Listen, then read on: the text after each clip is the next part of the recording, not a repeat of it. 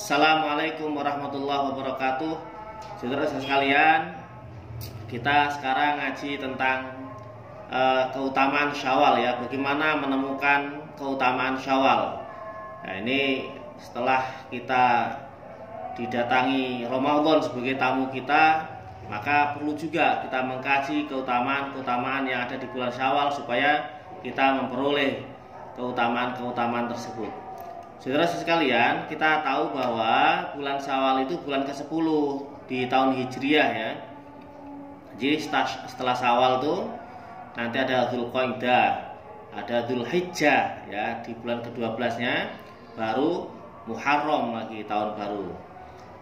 Nah, di bulan Syawal itu, awal Syawal itu kembali fitri lagi. Di banyak literatur yang berbahasa Arab, fitri itu kembali lagi diperkenankan untuk berbuka. Maksudnya apa? Jadi justru di tanggal 1 Syawalnya, nah itu harus berbuka, harus membedakan antara Ramadan dengan Syawal. Kalau Ramadan diwajibkan berpuasa, menahan dari banyak hal. Nah, kalau bulan Syawal diawali tanggal 1 Syawalnya itu justru haram berpuasa, malah wajib berbuka, maksudnya makan, minum ya. Nah, itu bulan Syawal diawali dengan kembali fitrah lagi manusia. Nah, yang kedua perlu diketahui bahwa banyak ibadah-ibadah yang bisa dilakukan di bulan Syawal ya, supaya kita tetap terus dekat dengan Allah Subhanahu wa Ta'ala. Yang pertama adalah memperbanyak takbir, terutama di malam pertama tuh ya. Allahu Akbar, Allahu Akbar, Allahu Akbar, La ilaha illallah, Allahu Akbar, Allahu Akbar, walillahil hamd. Ada dalnya, hamd ya, atau hamud, hamdu boleh. Nah, saudara-saudara sekalian, ini penting sekali nih memperbanyak takbir di malam pertama nih ya. Karena apa? Karena ada beberapa hadis yang menyatakan pentingnya itu. Di antaranya misalnya Imam Ibnu Majah itu menyampaikan dari sahabat Abi Umamah, barang siapa yang mendirikan atau membuat 2 malam Id, baik Lailatul Fitri ya, Lailatul Idul Fitri maupun Lailatul Idul Adha, itu dihidupkan. Menghidupkannya dengan apa? Dengan ya zikir-zikir, takbiran, tahlil dan sebagainya itu.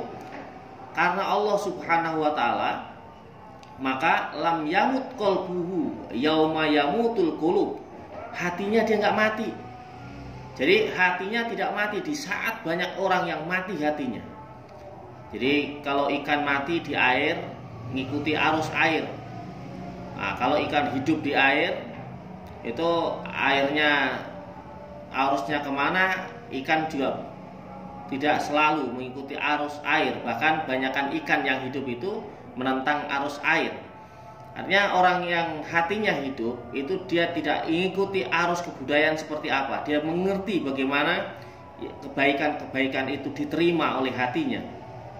Nah, ada keterangan lain ya, keterangan lain yang menyatakan kemuliaan untuk memuliakan malam Id itu.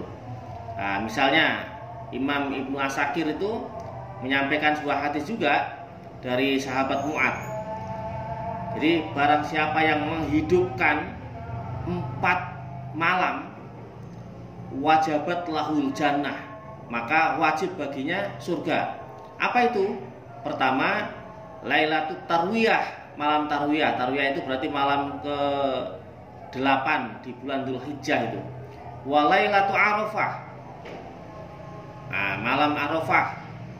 Jadi malam ke-9-nya. Wa Lailatul Nahr, malam Nahar, malam Idul Adha. Wa Lailatul Fitri, dan yang keempat malam Idul Fitri. Ya, ini takbiran nih, dianjurkan takbiran. Makanya kemudian ulama-ulama itu menganjurkan untuk mulai tarwiyah sore itu sudah boleh takbiran tuh, supaya bisa memuliakan malamnya itu. Nah ini ya, mari kita manfaatkan malam Idul Fitri, Idul Adha itu kita hidupkan dengan banyak membaca takbir ya, takbir, tahmid dan sebagainya. Kemudian bulan Syawal itu bulan pembuktian, peningkatan. Nah, peningkatan apa? Ya, ada keteguhan iman. Selama Ramadan itu kan kita dididik untuk berpuasa. Puasa itu nggak kelihatan sama orang lain. Yang melihat Allah Subhanahu wa Ta'ala. Kalau orang pura-pura puasa juga kan nggak tahu kan, nanti ternyata di dalam kamar sendirian merasanya dia makan dan sebagainya, nggak tahu. Nah disitulah ada latihan tentang keteguhan iman. Nah di bulan Syawal itu pembuktian untuk meningkatkan bagaimana keteguhan iman itu ditingkatkan. Kemudian yang kedua, pembuktian peningkatan kepedulian. Makanya di bulan puasa itu sangat dianjurkan untuk memberikan buka puasa, untuk peduli, banyak sedekah dan lain sebagainya ya. Maka di situ kan kepedulian. Nah, bulan Syawal pembuktian bahwa kepedulian itu harus meningkat. Dan yang ketiga, pembuktian peningkatan rasa kemanusiaan. Rasa kemanusiaan itu dilatih juga pada Ramadan. Ramadan itu syukur bahwa orang bisa puasa, enggak makan, enggak minum, itu kan sifat-sifat ilahiyah. Jadi meniru bagaimana sifat-sifat Allah Subhanahu wa Ta'ala. Bersyukur. Nah, sementara dia harus mengekang nafsu-nafsu yang lain, nafsu-nafsu yang menentang itu semua. Maka di bulan puasa itu melatih betul nilai-nilai kemanusiaan itu. Nah, di bulan Syawalnya itu perlu pembuktian peningkatan itu. Ya. Nah, yang kelima Ini kelimanya. Jadi bulan Syawal itu bulan yang baik untuk melakukan pernikahan. Nah, ini zaman jahiliyah itu orang takut nikah di bulan Syawal, karena kalau nikah di bulan Syawal itu katanya nanti dapat ada azab dari Allah, macam-macam gitu ya. Nah ini dihilangkan oleh Rasulullah, dibuktikan Rasulullah ketika menikah dengan Sayyidah Aisyah itu di bulan Syawal. Nah, dan malam pertama kata Sayyidah Aisyah juga di bulan Syawal. Nah, maka baik, banyak itu di kampung-kampung yang melakukan pernikahan di bulan Syawal ya, karena mungkin meniru itu ya. Yang keenam, melakukan puasa sunnah Syawal. Nah, apa keutamaannya? Keutamaan puasa sunnah Syawal. Nah, puasa sunnah di bulan Syawal itu sangat dianjurkan 6 hari ya, 6 hari. Jadi jumlah harinya ada 6. Nah, sangat banyak sekali kemuliaan-kemuliaan yang diberikan bagi siapapun yang menjalankan puasa sunnah di bulan Syawal itu. Nah, diantaranya misalnya siapapun yang berpuasa di bulan Syawal, ini hadisnya Imam Muslim ya, 6 hari di bulan Syawal, maka ini menyempurnakan bulan Ramadan puasanya. Jadi barang siapa puasa Ramadan, tentunya Ramadan, nah, kemudian ditambah 6 hari di bulan Syawal, maka dia seperti puasa setahun penuh ya. Ini selain Imam Muslim, diriwayatkan juga oleh Imam Ahmad tuh, dari sahabat Abi Ayyub, man shoma ramadhana wa asbahu sittan min syawalin kana kasaumid dahri. Nah itu, jadi siapa yang berpuasa Ramadan kemudian diikuti 6 hari di bulan Syawal, maka dia seperti puasa setahun penuh. Ada lagi hadis yang diriwayatkan oleh Imam Tabrani itu dari sahabat Umar radhiyallahu anhu, man shoma ramadhana wa asbahu sittan min syawal kharaja min dunubi kayauma waladathu ummuh. Jadi barang siapa yang puasa bulan Ramadan kemudian diikuti 6 hari di bulan Syawal, maka dia seperti bayi yang baru terlahir. Maksudnya apa? Bayi yang baru terlahir itu jadi menjadi orang yang menyenangkan.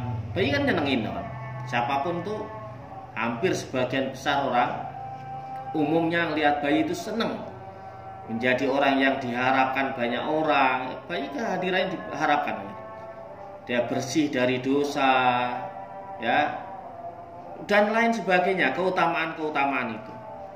Maka sangat dianjurkanlah, mari kita lakukan semaksimal mungkin untuk melakukan puasa di bulan Syawal ini sebanyak 6 hari ya.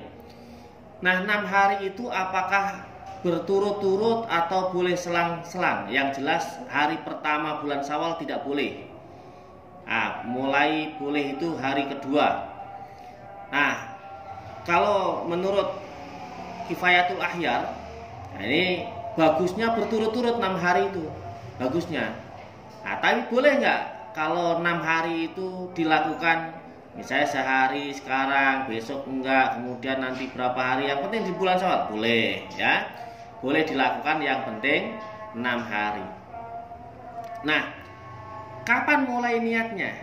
Nah, saudara-saudara sekalian, karena puasa Syawal itu puasa sunnah itu niatnya tidak sama dengan niat puasa wajib. Waktunya. Jadi boleh niat di pagi hari, yang penting belum matahari itu bergeser, jadi belum waktu zuhur lah ya, masih di waktu duha itu boleh. Tapi syaratnya di pagi hari itu belum kemasukan apa-apa, perutnya belum makan, belum minum ya, dan hal-hal yang lain lah yang membatalkan puasa itu. Jangan sudah minum kopi, sudah ngopi, sudah ngetes, sudah apa ya, nyusu, nanti tiba-tiba puasa, ya nggak begitu juga, nggak boleh. Jadi kalau memang belum makan, belum minum dan hal-hal yang membatalkan puasa, boleh niatnya di pagi hari itu boleh. Ya kalau gitu saya puasa Syawal, niatnya gimana? Ya saya niat puasa Syawal lah, pakai bahasa Indonesia atau bahasa apa saja yang bisa ya. Sunnah karena Allah Ta'ala itu. Nah, bagaimana cara puasanya? Ya sama seperti cara puasa yang lain. Berarti apa-apa yang harus ditahan nggak boleh dilakukan oleh orang yang berpuasa. Orang yang berpuasa Syawal pun tidak boleh melakukan hal itu ya. Apa yang baik dilakukan, orang yang berpuasa Syawal pun baik melakukan itu. Itu caranya seperti itu. Jadi niatnya boleh di pagi hari, boleh malam hari gitu ya. Nah, itu Rasulullah itu melakukan hal itu juga. Pada satu hari ketika beliau datang ke rumah, hadir di rumah, nanya ada makanan nggak? Nggak ada ya Rasul. Ya sudah kalau gitu saya puasa. Nah, itu kan sudah di pagi hari. Jadi boleh. Ini kalau niat puasa untuk puasa sunnah. Nah, apakah diperkenankan puasa Syawal untuk qadha Ramadan dan bagaimana caranya? Begini. Jadi saudara-saudara sekalian, orang yang tidak puasa di bulan Ramadan itu ada macam-macam. Ada yang karena memang kesengajaan atau membatalkannya juga bukan karena udzur. Nah, tiba-tiba batalin karena lapar, batalin. Nah, itu bukan karena udzur. Orang yang membatalkan puasa Ramadan bukan karena udzur, nah itu wajib menyegerakan qadhanya.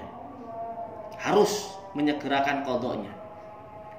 Maka di bulan Syawal seperti ini, di hari kedua langsung aja qadha. Ya, qadha. Nah, qadha itu niatnya sama seperti puasa Ramadan, cuman adaan diganti qadhaan. Nawaitu shauma ghadin an adai. Nah, kalau di bulan Ramadan kan gitu. An adai fardhi syahri Ramadhana. Nah, itu diganti an qadai. Ya, fardhi syahri Ramadhana hadis sanatillah taala itu. Nah, jadi adaan diganti qadhaan. Niatnya harus di malam hari karena qadha ini wajib. Ya, qadha itu wajib di malam hari, nggak boleh seperti tadi niat bulan Syawal di pagi hari, nggak boleh. Nah, kalau orang yang nggak puasa Ramadannya bukan karena kesengajaan atau keteledoran atau karena tadi ya hal-hal yang memang tidak penting itu, seperti perempuan yang haid, nah itu kan memang nggak boleh puasa. Nah itu tidak harus menyegerakan, qadoknya tidak harus menyegerakan, boleh nanti-nanti. Tapi kalau mau qadok di bulan Syawal, jadi niatnya malam qadok Ramadan di bulan Syawal, itu puasa Syawalnya dapat. Jadi qadok Ramadannya misalnya 7 hari, ada kan perempuan yang 6 hari, 7 hari, ada yang 10 hari itu. Nah itu sudah dapat itu puasa Syawalnya plus yang 6 hari puasa Syawal, udah dapat itu. Jadi kalau mau seperti itu lebih bagus puasa Syawalnya diniatkan qadok Ramadan saja. Ramadannya dapat, Syawalnya dapat. Caranya sama seperti pada saat Ramadan. Nah, jadi saudara-saudara sekalian, kalau niat qadok Ramadan maka tidak boleh membatalkan. Jadi misalnya gini, kalau puasa sunnah termasuk puasa Syawal, lagi puasa nih, kemudian ternyata lapor banget gitu, atau mungkin diajak siapalah untuk menghormati ajakan itu, seseorang yang puasa sunnah boleh untuk membatalkan puasanya, boleh ya, boleh membatalkan puasa. Tapi kalau dia qadok Ramadan maka tidak boleh membatalkan puasanya karena itu wajib. Nah, sama seperti ketika puasa bulan Ramadan. Nah, gitu ya. Nah, apakah diperkenankan puasa Syawal bersamaan dengan puasa sunnah yang lain? Misalnya kayak hari ini Idul Fitrinya hari pertama kan hari Ahad, terus Senin puasa. Nah, kalau sama-sama sunnah, niatkan dua-duanya, niat puasa Syawal dan niat puasa Senin. Nah, itu dua-duanya dapat. Tapi kalau niat qadok Ramadan, cukup niat qadok Ramadan, tidak perlu niat puasa Syawal, malah nggak boleh. Jadi hanya niat qadok Ramadan, nanti puasa Syawalnya dapat, ya. Tapi kalau puasa sunat, baik puasa Senin Kamis, Yaumul Bid, ya, atau puasa Daud, atau puasa-puasa yang lain lah ya. Nah itu boleh, dibarengkan boleh. Tapi dua-duanya perlu niat. Nah itu ya. Ya mudah-mudahan kita selalu dikaruniakan rahmat Allah lah untuk bisa melaksanakan ibadah-ibadah sunnah supaya semakin dekat dengan Allah Subhanahu wa Ta'ala ya. Karena yang membuat orang cepat dekat dengan Allah itu banyak menjalankan hal-hal yang sunnah.